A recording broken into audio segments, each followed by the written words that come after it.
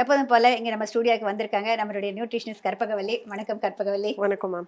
இப்போ லேட்டஸ்ட் ட்ரெண்டாக ஓடிட்டு இருக்க ஒரு விஷயம் தான் யங்ஸ்டர்ஸ். நான் பார்க்குறேன் வெளிநாட்டிலையும் சரி இங்கேயும் சரி, ஓட்ஸுனாக்க ரொம்ப உடம்புக்கு நல்லது அப்படின்னு சொல்லிட்டு ஓவர் நைட் ஓட்ஸ்ன்னு சொல்லிட்டு ராத்திரியே அதில் வந்து ஏதோ பாலை போட்டு இல்லை தயிரை போட்டு ஏதோ ஒரு எல்லாம் போட்டு கலந்து வச்சுட்டு நட்ஸ் எல்லாம் போட்டு காலையில் வந்து அதை எடுத்து சாப்பிட்றாங்க.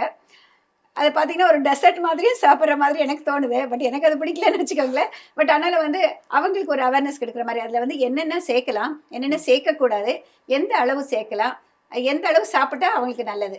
ஓகே, ஸோ பேசலாம். உங்களுக்கு கண்டிப்பாக பிடிக்கலங்கிறது நீங்கள் சொல்கிறதுலே தெரியுது.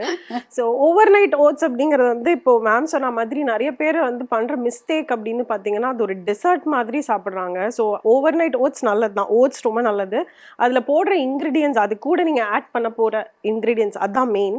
ஸோ டெசர்ட் மாதிரி அப்படின்னு சொல்கிறதுக்கு ரீசன் என்னென்னா ஃப்ரூட்ஸ் ஹெல்தி அப்படின்னு நிறையா ஃப்ரூட்ஸை ஓவர்லோட் பண்ணுறது, அப்புறம் சாக்லேட்ஸை கிரேட் பண்ணி போடுறது, அப்புறம் ஹனி ஆட் பண்ணுறது, சில ஸ்வீட்னஸ் போடுறது, இந்த மாதிரி கம்ப்ளீட்டாக பண்ணிவிட்டு அது ஒரு ஹெல்தி பிரேக்ஃபாஸ்ட்டுன்னு சாப்பிட்றதுல நோ யூஸ். அதுவும் ஸ்பெஷலாக டயபெட்டிஸ் இருக்குது, உங்களுக்கு சுகர் லெவல் ஹையாக இருக்குது அப்படின்னா ஓட்ஸ் நல்லது அப்படிங்கிறதுக்காக அது கூட ஆட் பண்ணுற இந்த இன்க்ரீடியன்ஸ் எல்லாம் ஆட் பண்ணிங்கன்னா உங்கள் சுகர் லெவல் கண்டிப்பாக ஹையாக தான் போகும்.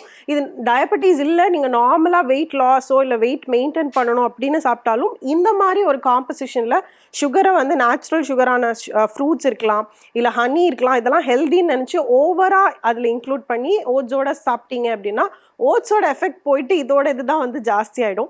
ஓட்ஸ் ஏன் அது நல்லது அப்படின்னா அதில் பீட்டா குளுக்ககான் இருக்குது, உங்களோட ஃபைபர் கண்டென்ட் அதில் ஜாஸ்தி. ஸ்பெஷலாக ரோல்டு ஓட்ஸ் எடுத்துக்கிட்டிங்க அப்படின்னா அந்த இன்ஸ்டன்ட் ஃப்ளாட் ஓட்ஸ் இல்லாமல் திக்காக இருக்கிற அந்த ரோல்டு ஓட்ஸை வந்து நீங்கள் சோக் பண்ணிவிட்டு அது கூட நீங்கள் எஸ்பெஷலி கர்ட் ஆட் பண்ணீங்க அப்படின்னா ரொம்ப நல்ல ப்ரோ அண்ட் ப்ரீபயோட்டிக் காம்பினேஷனில் குட் பாக்டீரியாஸ் நல்லாவே வயரில் வந்து டெவலப் ஆகும் கட்டில். ஸோ ஓட்ஸ் வந்து இட்ஸ் அ குட் ப்ரீபயோட்டிக். அதில் நீங்கள் கர்ட் ஆட் பண்ணும்போது அது ஒரு ப்ரோபயோட்டிக். இது ரெண்டு காம்பினேஷனும் சேர்ந்து கட்குள்ளே போகும்போது உங்களுக்கு நல்ல மைக்ரோ ஆர்கானிசம்ஸ் டெவலப் ஆகும். இந்த காம்பினேஷன் எஸ், இதில் என்ன ஆட் பண்ணலாம் அப்படின்னா ஒரு handful of nuts and seeds combine பண்ணி ஆட் பண்ணலாம். கொஞ்சமாக ஏதாவது ஒரு ஃப்ரூட் ஆட் பண்ணலாம், இல்லை மிக்ஸ் பண்ண மாதிரி ஃப்ரூட்ஸ் வந்து ஒரு ஹேண்ட்ஃபுல் ஆஃப் ஃப்ரூட்ஸ் ஆட் பண்ணுறதே இனஃப். அதில் நீங்கள் வந்து ஒரு 2 ஃபுல் ஃப்ரூட் ஆட் பண்ணிவிட்டு அதோட ஹனி அண்ட் சாக்லேட்லாம் ஆட் பண்ணிங்கன்னா கண்டிப்பாக இது வந்து நாட் ஓகே. இதை வந்து இன்னும் வந்து பெட்டராக ஆக்கலாம் அப்படின்னா சியா சீட்ஸ் அப்படின்னு சொல்கிறது, அதை வந்து சோக் பண்ணி கூட ஆட் பண்ணலாம். ஸோ இதில் நான் இன்னொரு கேள்வி என்ன கேட்பாங்கன்னா ஓவர் நைட் சோக் பண்ணுறதுனால இதில் ஃபர்மெண்டேஷன் ப்ராசஸ் நடக்குதா அப்படிங்கிறது நிறைய பேரோட கேள்வி. நிச்சயமாக நடக்காது.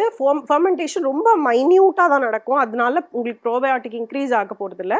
ஸோ ஓவர் நைட் ஓட்ஸுங்கிறது வந்து அந்த ஓட்ஸ் வந்து நீங்கள் குக் பண்ணாமல் சோக்கிங் ப்ராசஸ்லேயே வந்து டைஜஸ்டபிள் ஃபார்மில் ஆகிறதுக்காக தான் அதை சோக் பண்ணி கன்சியூம் பண்ணுறீங்க.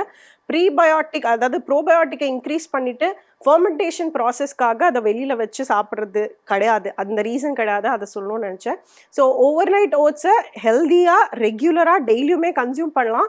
பட் அடிஷ்னலாக நிறையா ஃப்ரூட்ஸ், அப்புறம் ஹனி, அப்புறம் ஸ்வீட்னர், சாக்லேட் இது எல்லாத்தையும் கட் பண்ணிவிட்டு ஹெல்த்தியாக மாற்றிக்கோங்க. நிறைய நட்ஸு, சீட்ஸு இதெல்லாம் வந்து அதில் இன்க்ளூட் பண்ணுறதுக்கு ட்ரை பண்ணுங்கள். ஏன் அப்படின்னா அப்போ தான் அதில் குட் ஃபேட்ஸ் அண்ட் ஃபைபர் இது எல்லாமே ப்ரோட்டீன் இது எல்லாமே பேலன்ஸ் ஆகி ரெகுலராக மெயின்டைன் பண்ணிக்கலாம் உங்களோட பிளட் சுகர் லெவலை. இப்போ வந்து அது தயிர் போடலான்னு சொல்கிறேன் இல்லையா, இந்த தயிர் போட்டு நம்ம நாட்டில் நம்ம சாப்பிட்ற மாதிரி நம்ம உப்பு போட்டுட்டு அந்த மாதிரி எல்லாம் சாப்பிடக்கூடாதா? சாப்பிடலாம், நம்மளோட டேஸ்ட் தான் மேம். ஓட்ஸில் கர்ட் போட்டுட்டு சாப்பிட்றது தாராளமாக சாப்பிடலாம். உப்பு போட்டு அதில் நீங்கள் ஸ்பைஸியாக ஆக்கிட்டு அதை தாளிப்பீங்க இல்லையா, வேர்க்கடலை அதெல்லாம் தாளிச்சு போட்டு கூட ரெசிபீஸ் கொடுக்குறோம். தயிர், ஓட்ஸ், பீட்ரூட் இந்த ரெசிபீஸ் உங்களோட ஸ்டைல் தான். ஸோ அதில் நீங்கள் எப்படி வேணாலும் சாப்பிடலாம். முடிஞ்ச அளவுக்கு ஸ்வீட், நிறைய பேர் இப்போ வந்து பிரேக்ஃபாஸ்ட்டை வந்து ஸ்வீட் டேஸ்ட்ல சாப்பிடணும்னு நினைக்கிறாங்க. ஸோ அது வந்து ஆக்சுவலாக அவாய்ட் பண்ணுறது பெட்டர். ரொம்ப ஸ்வீட்டாக எடுத்துக்கும் போது உங்கள் முதல் மீல் ஆஃப் த டே அதுவே வந்து ஸ்பைக் ஆகுது உங்களோட பிளட் சுகர் லெவல். ஸோ அதை தவிர்த்துக்கிட்டாங்க அப்படின்னா நல்லது. அதுக்கு இந்த மாதிரி சேவரி டைப்ல சாப்பிட்டாங்கன்னா ஓகே. ஓட்ஸ் உப்புமா சாப்பிடலாம், நிறைய ஆப்ஷன்ஸ் இருக்கு. ஓட்ஸை கன்சியூம் பண்ணலாம், இதுதான் ஃபார்ம்னு இல்லை. பட் ஓவர் நைட் ஓட்ஸ்க்கு இந்த ஒரு சின்ன விஷயம் மட்டும் அவாய்ட் பண்ணிக்கிட்டா பெட்டர். தயிர் இல்லைன்னா பிளான்ட் பேஸ்ட் மில்க், இப்போ ஆல்மண்ட் மில்க், ஓட் மில்க் அந்த மாதிரி யூஸ் பண்ணிக்கிறது பெட்டர். டைரி மில்க் அவாய்ட் பண்ணிக்கலாம் ரெகுலராக சாப்பிடும்போது. ஆமாம். Okay. So thanks lot Karpagavalli for coming to the show.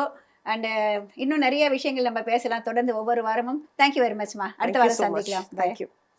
Thank you.